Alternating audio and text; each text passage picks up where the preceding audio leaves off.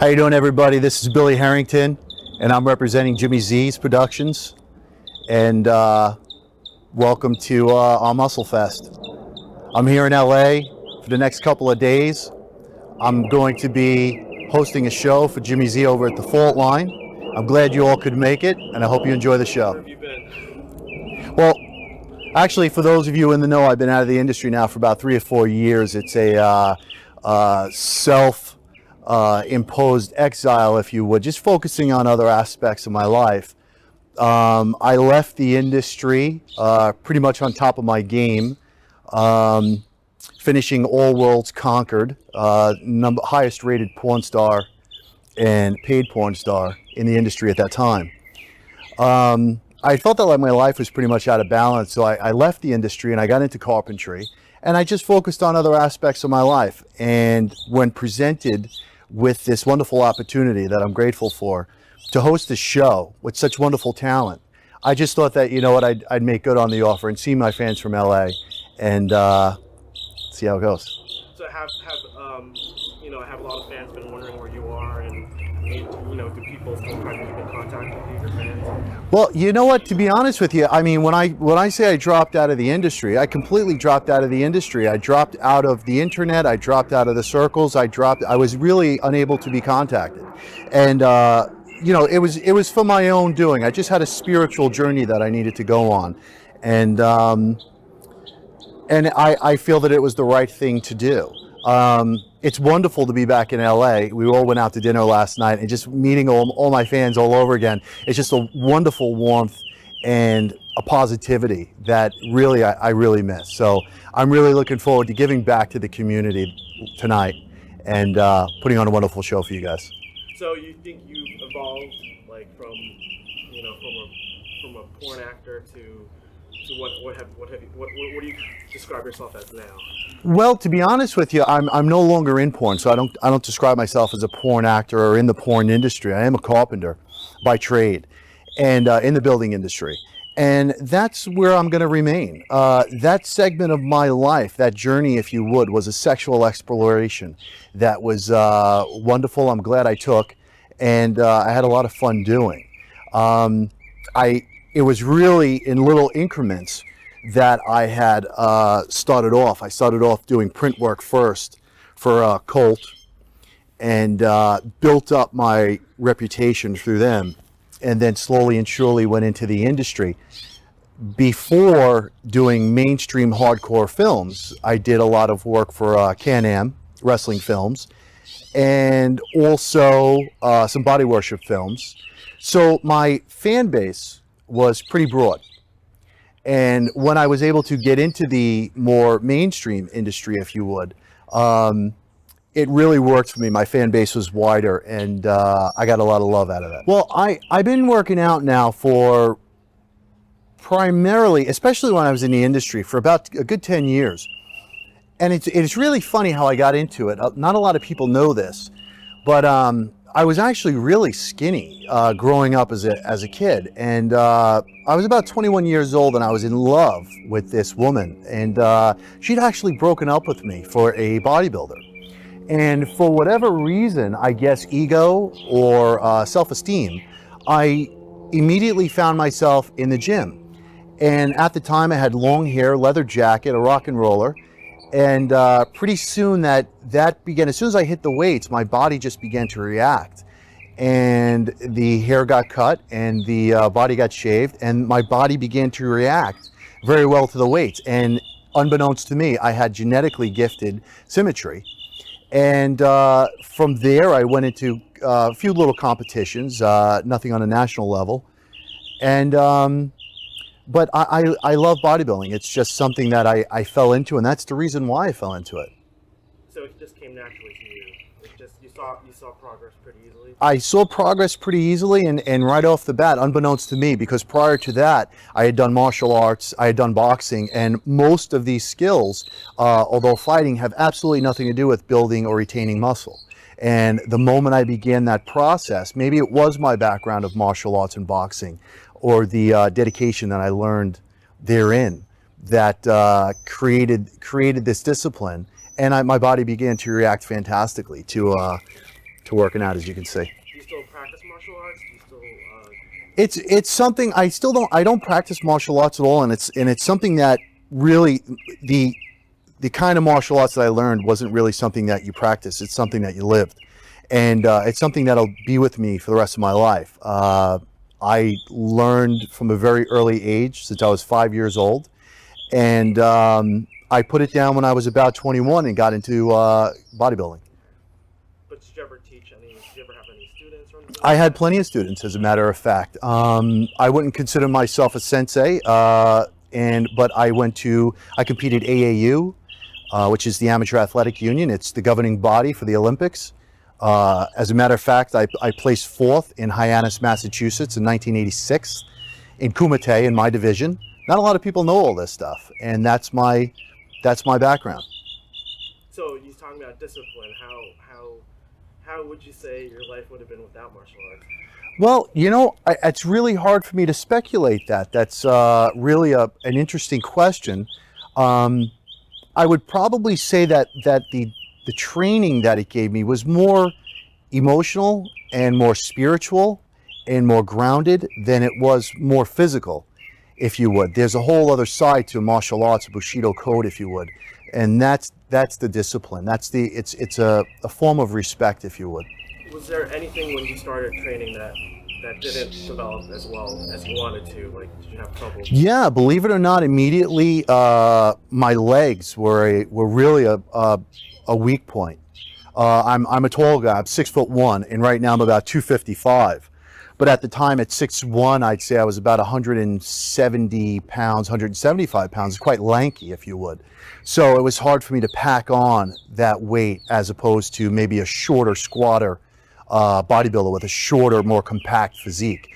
But I find, though, to be honest with you, over time, if you're able to pack on that muscle, the symmetry is that much more beautiful on a larger physique, and you're less shorter and compact. And although that doesn't work perhaps for the look for more of a competitive bodybuilder today, it certainly works for aesthetically pleasing to the eye, or at least so I've been told. So when you develop this new body, did the exhibitionist and you come out? I read in an old interview that you took nude pictures on a beach and some girl sent them into Playgirls. That's actually how. That's funny. It actually predates Colt. I was actually dating a girl on Long Island, and it's really funny. You don't really see yourself as a bodybuilder. There's a psychology behind it. And she was always supporting me and always telling me how great my physique looked and stuff. And we took some personal photos on a beach. It was a nude beach? No, it wasn't a nude beach, but it was that day. It was that day. We were alone, and I think it was a work week, and we had, played hooky from work and stuff. And so it was on Long Island, and we went to one of the beaches there. And with those photos, unbeknownst to me, she sent them in to Playgirl. And they have a contest called Real Man of the Month. It's a small little contest. It's just girlfriends sending in photos of their boyfriends all across the United States. And I was a finalist and actually won Real Man of the Month.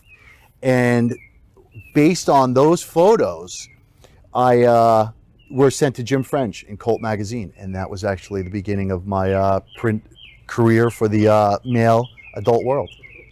So, I mean, were you shy? Were you comfortable being naked then?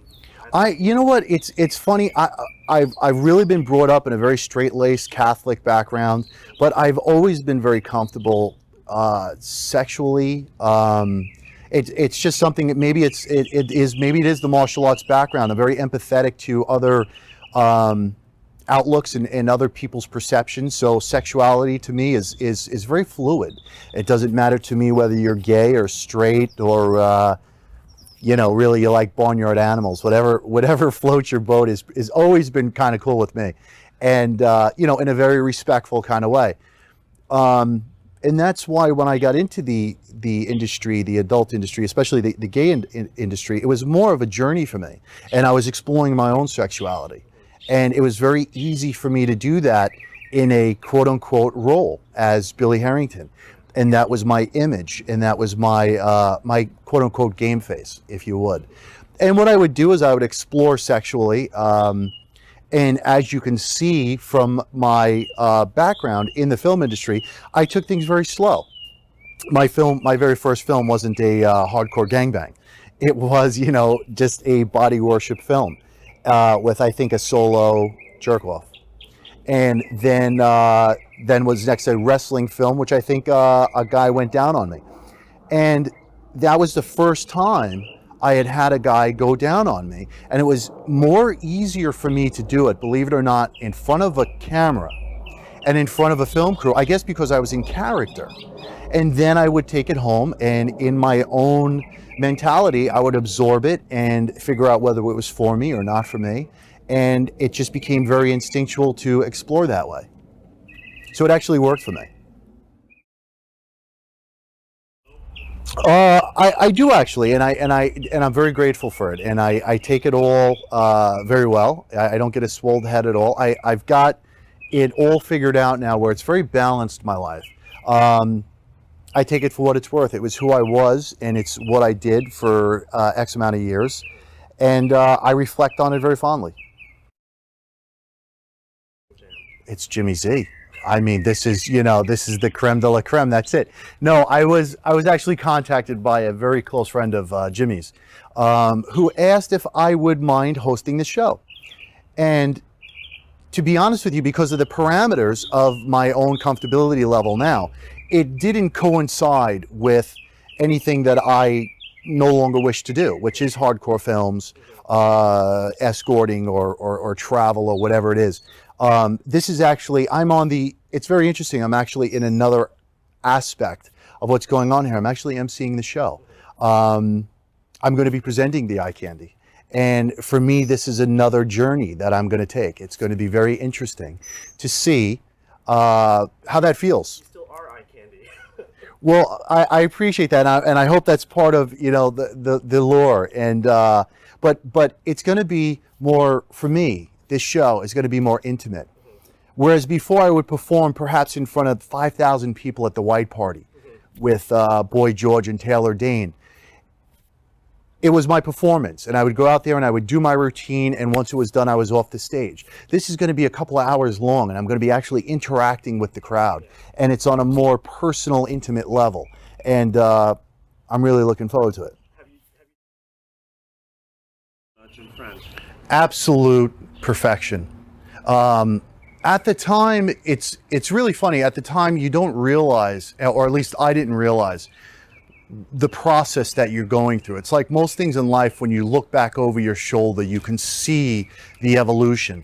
And, you know, when I was shooting for Cult, I didn't realize just how, at first, how powerful Cult was, or exactly who they were. And I really don't have anything bad to say about that organization, the way they run their business, or the magnificent Jim French, who, as far as I'm concerned, is the best photographer on the face of this planet, as far as capturing male physiques.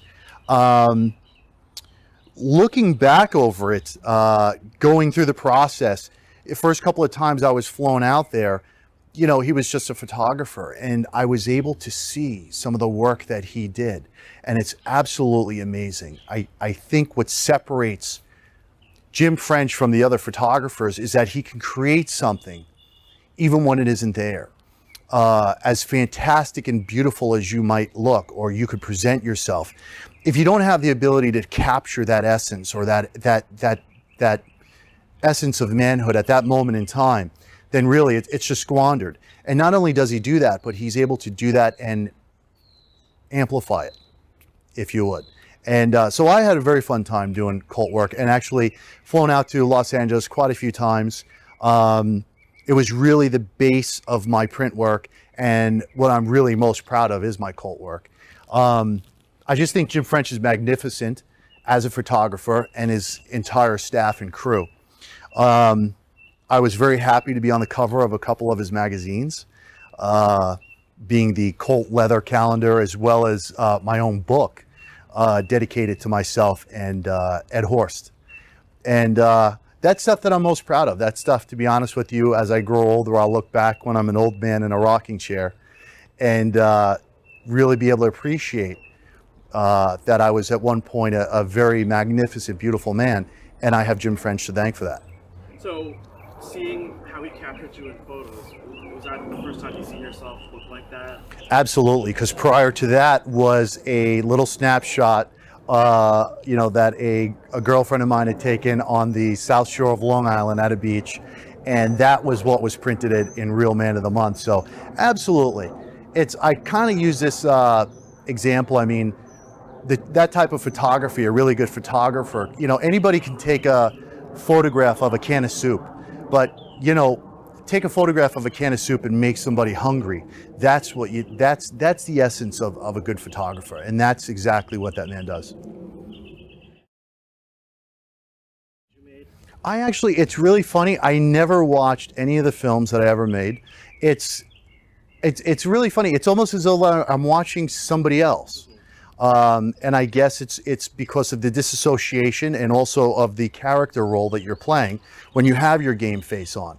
And if I'm watching it as myself. First of all, I was already there. I did it. I know what happened and what went down and how it went down because I made it happen. So I don't really reflect upon my video work or actually watch it myself. You know, my favorite to be honest with you, I've been asked a couple of times what's my favorite body part or which body part stands out. And for me personally, I think the entire body is what the substance is. So I've always gravitated towards people with great symmetry. I found a person who has overwhelming legs or overwhelming arms, for that matter, really looks out of balance. So I've always liked guys like Bob Harris, of that ilk. So when you step back and you look at the entire physique, it just flows. It's aesthetically perfect or aesthetically pleasing to the eye. I don't really have a favorite body part that stands out, but I don't know. I think maybe if you guys can see the entire package, you'll see that maybe it flows a little bit from front to back. And I think for me, that's what counts. I like to do like maybe a double bicep shot for you guys, and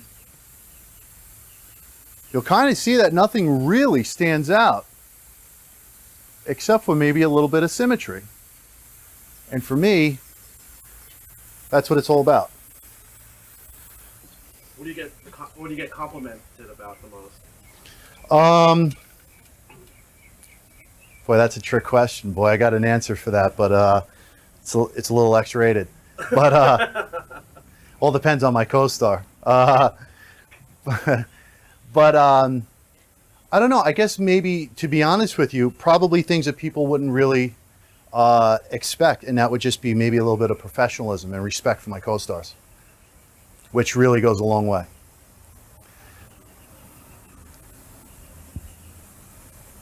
Did you have a favorite co-star to work with? They've all been great in their own way, but I think Tomcat would be a #1 choice.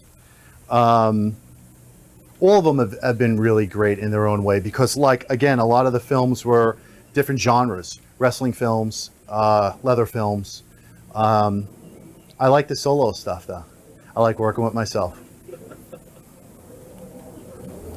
Well, for those that didn't catch that, I was requested to shoot some body parts and some poses for you guys. So we're going to start off with maybe my arms, and I'll do a couple of side bicep shots.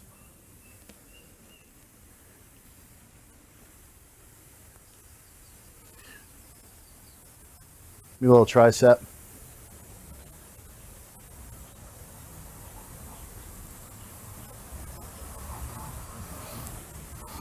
You know, my forearms and the vascularity really stand out right now. And I think that might have something to do with the carpentry now that I do, swinging hammers all day long, if you know what I mean. So you have a good grip. You have to ask my my co-stars, but I like my grip. I think I got a pretty good grip on things.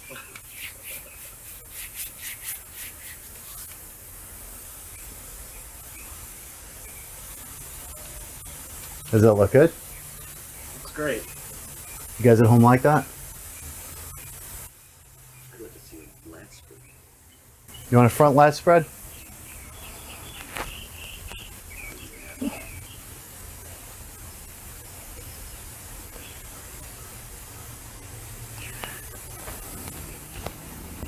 Do a real lat spread for you guys. Now you're focusing on my lats, not my ass, right?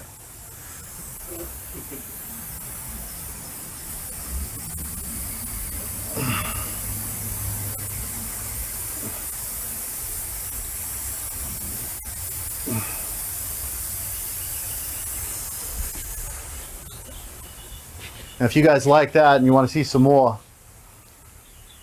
watch later on during the film.